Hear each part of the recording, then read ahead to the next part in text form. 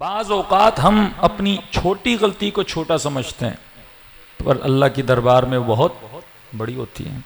बाज़ औक़ात अपनी छोटी नेकी को छोटा समझते हैं लेकिन अल्लाह की दरबार में बहुत। नबी का एक सहाबी नमाज जमात पढ़ने का बड़ा शौक था, दौड़ा दौड़ा आया बेचारा, अपने काम वाम निपटा के मैं मस्जिद पहुंचूं और रसूल खुदा के पीछे नमाज पढ़ूं। कहते जब दौड़ा दौड़ा वहां पहुंचा तो देखा लोग मस्जिद से निकल रहे थे और नमाज जमात खत्म हो चुकी थी। इसने एक आह हसरत भरी, क्या है काश मैं जमात में शरीक होता, सवाब मैंने छूट गया मुझसे। कहते दूसरा नबी का प्यारा साहबी निकल रहा था, जब देखा कि भाई इतनी आह हसरत क्यों भर रहे हो, कि नमाज मिस हो गई मुझसे।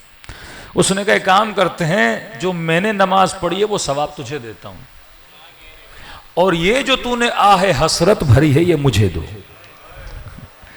उसने कहा जमात का इतना सवाब हाँ मुझे दो।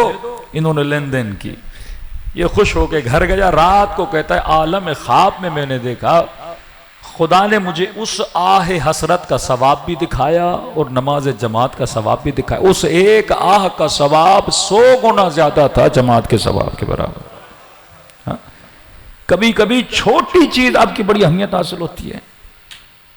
ये अजीब है, बाज़ औक़ात सुनते हुए ताज्जुब लगता है। कहते हैं 5-6 दिन रसूल खुदा पे वही नहीं आ रही, रसूल खुदा भी परेशान, परवरदिगारा वही, राबिता ज़मीन और आसमान गोया मुनक़ता। असहाब परेशान, या रसूल अल्लाह वही क्यों नहीं आ रही। हज़रत जिब्राइल ने कहा या रसूल अल्लाह कुछ अफराद हैं आपके इर्द गिर्द जो अपने नाखून नहीं काट रहे, जो सफाई का ख्याल नहीं रख रहे, लिहाजा खुदा ने वही को क्या कर दिया है, मुनक़ता कर दिया है। कभी कभी एक छोटी चीज इतनी काबिल अहमियत होती है कि आप तसव्वुर नहीं कर सकते। रसूल खुदा अपने खाने पे इतना खर्चा नहीं करते थे जितना अतर पे खर्चा करते थे, कि हफ्ते में अगर खाने का बिल 2000 आता था तो रसूल खुदा जो मुश्क लेते थे, जो इत्र लेते थे, उसका खर्चा मसलन 3000 होता था, 4000 होता था। जो चीजें हमारे लिए बेमाना हैं वो उनके लिए बड़ी बामाना है। एक खातून के तलाक का मसला किसी हमारे उस्ताद के पास आया, उन्होंने खुला ली अपने शोहर से, 15 साल की शादी, 2 बच्चे। तो कहा कि जनाब आप क्यों अलग हो रही हैं। का 15 साल इसको समझा समझा कर थक गई हूं और मेरे वजूद में अब इसके लिए नफरत पैदा हो गई है कि भाई इसने किया क्या है कि मौलाना बुरुश तक नहीं करता, इसके मुंह से बदबू आती है, इसके बदन से बदबू आती है, इसके बोला है भाई कोई बीमारी है जा डॉक्टर के पास इलाज करा, पैसे नहीं है हम पैसे देते हैं, लेकिन इतना लापरवाह है इलाज नहीं करता। किसी शादी पे जाना हो, इंसान 100 किस्म के सिंगार, 100 किस्म की खुशबुएं, 100 किस्म की तैयारी, लेकिन बंदा घर में बैठा रहे और इन चीजों का ख्याल न करे। हमारे लिए चीजें बड़ी मामूली हैं लेकिन अल्लाह की दरबार में छोटी छोटी चीजें भी कभी बड़ी हामिल हैसियत होती हैं। आग़ाए हसनज़ादे आमली शागिर्द हैं आग़ाए तबातबाई के, साहिब किताब अल मीज़ान। इनकी आदत थी जब गर्मियों का मौसम आता था तो ये आमुल जाते थे, आमुल के थे, आमुल शुमाल की तरफ है, सरसब्ज़ इलाका है, फिर सारे शागिर्द भी आमुल चले जाते थे। तो आमुल में दोपहर को ये लोगों को नमाज पढ़वाते थे, थोड़ा बहुत दर्स अखलाक देते थे, फिर रात को मजलिस करवाते थे हर रोज़ 2 महीना। तो शागिर्द अपने उस्ताद से फैज़ लेते थे और कहते हैं कि दोपहर की नमाज पढ़ा के मैं घर आता था, घर आने के बाद मैं आधा घंटा 1 घंटा आराम करता था। ये आराम बड़ा ज़रूरी था, बदन थक जाता था, फिर रात को मैंने जाके मजलिस पढ़नी होती थी। हसनज़ादे कहते हैं मैं घर आया, अब जाहिर है बच्चों का आपको पता है शोर का, बच्चों ने इतना शोर घर में किया कि मैं सो ही नहीं पा रहा था। तो मैं उठा और हालांकि हसनज़ादे आमली की नेचर जो लोग जानते हैं बड़े नर्म तबीयत के आदमी हैं, तो कहते हैं जब बच्चे कमरे में आ रहे थे शोर कर रहे थे, मैंने बच्चों को डांटा कि ये कोई शोर का वक्त है, मैं सो रहा हूं, और इतना डांटा कि बच्चे रूम से निकल गए, दूसरे रूम में जाके बैठ गए, खामोश होकर रोने लगे। अथवा कहते फिर मैं बिस्तर पे सो गया लेकिन मुझे नींद ही नहीं आई। इसी सोच में रहा कि मैंने छोटे बच्चों को क्या किया है, आज़ुर्दा किया है, उनके दिल को तोड़ा है। अब बच्चे का काम है बच्चेगाना काम करना। अब बच्चे से उम्मीद रखो कि बड़ों की तरह रहे और बड़ों की तरह एक्ट करे, ये ख्वाहिश ना आकिलाना है। कहते मुझे नींद नहीं आई, फिर मैं उठा, मैं दुकान पर गया, मैंने मिठाई का पूरा बॉक्स लिया, फिर घर आया, फिर बच्चों को मिठाई दी। लेकिन वो जो बच्चे मुझसे नाराज हुए थे कि मिठाई पे कहाँ खुश होने वाले थे, कह रहे दिल बड़ा बेचैन हो गया। और हसनजादे आमली कहते 3-4 दिन के लिए मैंने अपनी खानों में खाना को बोला, बीवी को बोला मैं थोड़ा 3 दिन होकर आता हूँ कहीं से। कहते आमुल से निकला, तबरेज गया।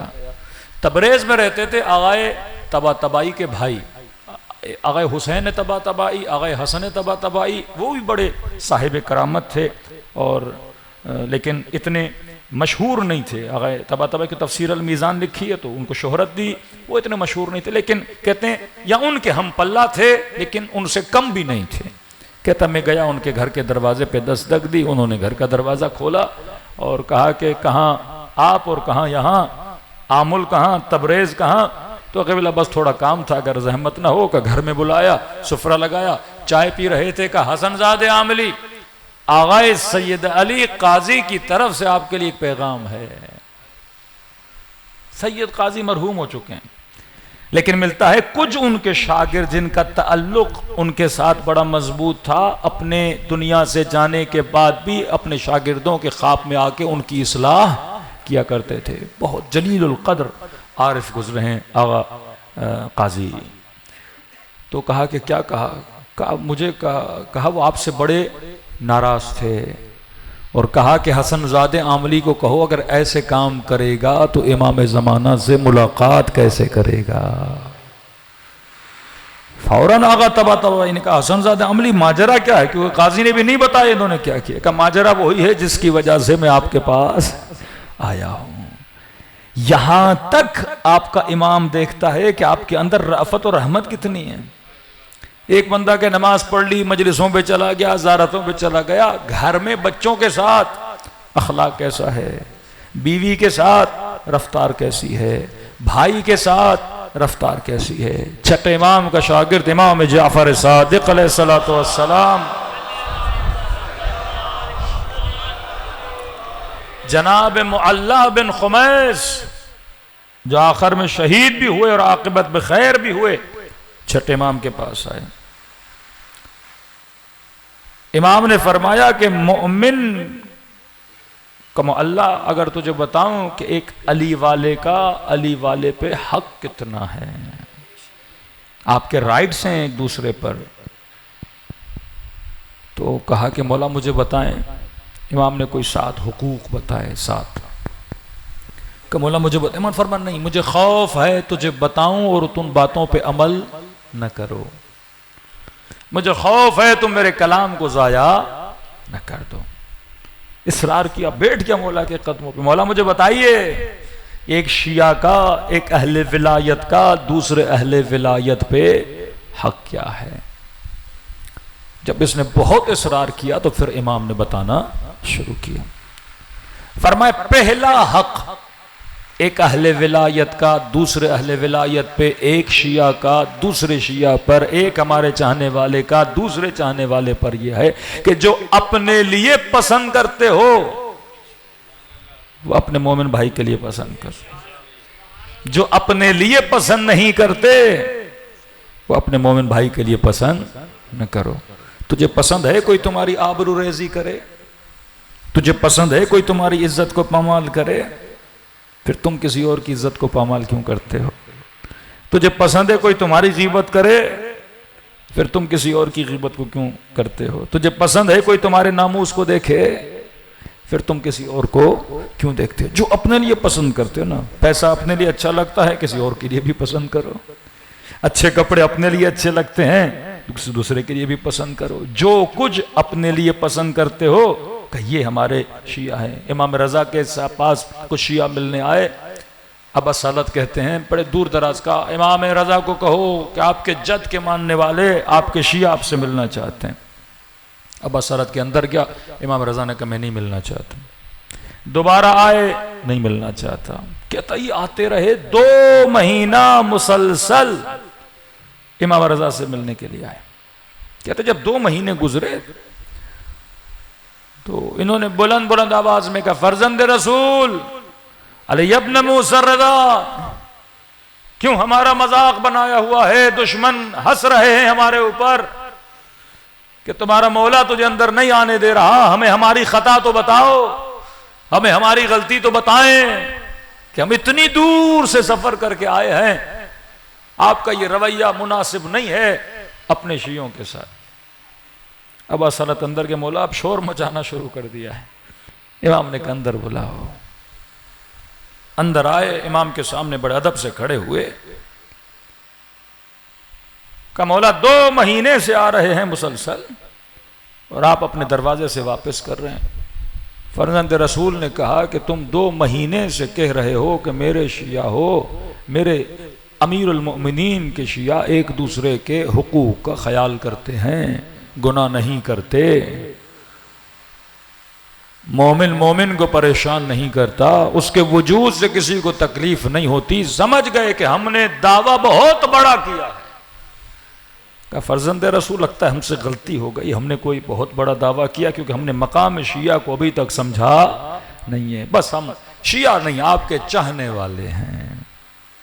का इतना कहना था, इमाम रजा उठे और बगलगीर हुए कहा जाओ मेरे सीने से लगो, क्योंकि अब जो कह रहे हो सच कह रहे हो, पहले जो कह रहे थे सच नहीं था। हाँ हमारे चाहने वाले हो, लेकिन फिलफौर ये नहीं कहा करो कि हम आपके शिया हैं। बहुत अच्छे से मौला ने इनसे बर्ताव किया, खिलाया पिलाया, अच्छी खासी दावत की और ये बाहर रुखसत हो गए। अब असालत को बोला, अब असालत कितनी बार आए थे? का मौला 60 बार आए थे, 60 बार आए थे आपके दरवाजे पर, 60 बार सलाम देकर गए थे। इमाम ने कहा बस सालत जाओ 60 मरतबा मेरी तरफ से उनको सलाम करो, क्योंकि अब सही कह रहे हैं ये कौन है, मेरे चाहने वाले हैं। अहवाज से मोमिन गया इमाम के पास, छठे इमाम के पास। मौला में बदबख्त हो गया। क्या हुआ? मौला वक्त के हाकिम ने मेरे ऊपर कोई 50,000 दिरहम का टैक्स लगा दिया। मैं गरीब आदमी, इतना पैसा कहां से दूंगा? मौला न दूं तो जेल हो जाए, मेरे बच्चे लुट गए, मैं मर गया। तो इमाम फरमाया हम क्या करें? का मौला सुनने को आया है वहां का जो हाकिम है वो आपका चाहने वाला है, आप अगर सिफारिश कर दें। तो इमाम ने खत लिखा, बिस्मिल्लाहिर्रहमानिर्रहीम, अपने मोमिन भाई का दिल खुश करो, खुदा तुझे खुश करेगा। खत लिख के भेजा, ये लेकर गया। रात का वक्त था, उस हाकिम के घर गया, दरवाजे पे दस्तक दी, उसने खोला, कहा जनाब खत लाया हूं। उसने खत लिखा, मिन जाफर इब्न मोहम्मद, अपने मोमिन भाई को खुश करो, खुदा तुझे खुश करेगा। इसने खत को बोसा दिया, आंखों पे रखा, इसका एहतराम किया, इसे घर में बिठाया, अपने नौकरों को कहा कि फाइल लेकर आओ जहाँ पे मालियात और टैक्स लिखा हुआ है, और इसका नाम निकाला। कितना है? 50,000 से करीब। इसके ऊपर कहा मेरे पास नहीं है जनाब, ये जुल्म है, इतना पैसा मैं कहाँ से दूं? का घबराओ नहीं, मैं अपनी जेब से तुम्हारी तरफ से अदा कर दूंगा। का अगले साल का टैक्स भी माफ, उससे अगले साल का टैक्स भी माफ। अब ज़ाहिर हाकिम के घर में था, बहुत कीमती कालीचा था जिस पे बैठा था। का जब जाओ तो ये कालीचा भी लेकर जाना। एक सवारी खड़ी थी बड़ी खूबसूरत, अपने गुलाम को कहा जब जाए तो ये मरकब भी इसे दे देना। फिर अपने जेब से कुछ पैसे निकाले, इसे दिए। कब बस इतना बता, खुश हुए कि नहीं? कहा हाँ मैं खुश हो गया।